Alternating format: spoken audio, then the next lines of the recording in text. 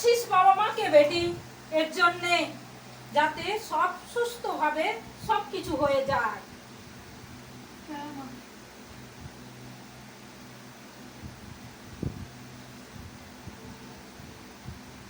আচ্ছা, date fail হয়ে গেলে কি হবে বেটি? সব ঠিক আছে, একটু মাসের এদিক ওদিক আছে, তার জন্যে এই সমস্যাটা এখন হয়েছে, কিন্তু কিছু অসুবিধা নেই। অমাবস্যাটা সামনে আছে, এরই মধ্যে হয়ে যাবে বেটি, চিন্তা করিস না।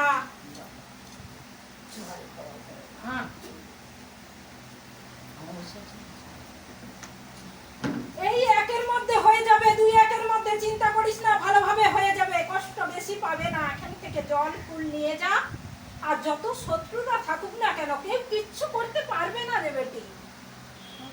আমার জায়গাটা কি ভালো না, মাটি নিয়ে আগে মেয়েটা ভালো করে বসো। মেয়ের কোনো ইয়ে আছে নাকি দেখো। ঠিক আছে। কেউ কি কোনো ক্ষতি টতি করছে? পিছনে শত্রু আছে, লাগার চেষ্টা করে বেটি,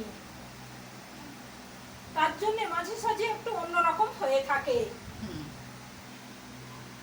তার জন্য কি করতে হবে গো? বাবা ভোলেনাথ আছে,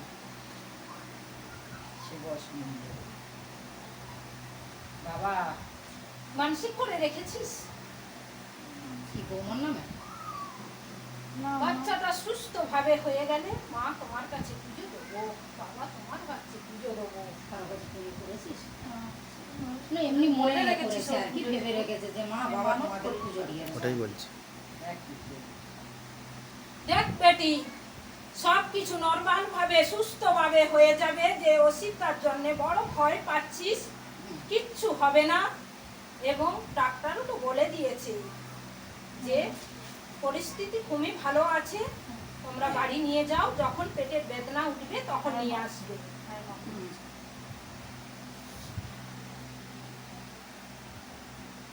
পিছনে যে শত্রু যে ভালো করছে তার জন্য বলে কি বাবার করবে? কাছে, মা তার মার কাছে এসে পুজো দিয়ে দেবো। দেখ বেটি, পিছনে তো শত্রু অনেকের রয়েছে, অনেকে বারে বারে চেষ্টা করেছে কিন্তু কিছুতেই পারেনি।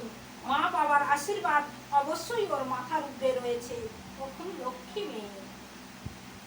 তুমি সব ঠিক করে দাও বাবা। যেটুকু অসাবধান রয়েছে বেটি, এখান থেকে একটা জিনিস নিয়ে যা, ওর কাছে রাখবি, বাচ্চা মা সুস্থ থাকবে।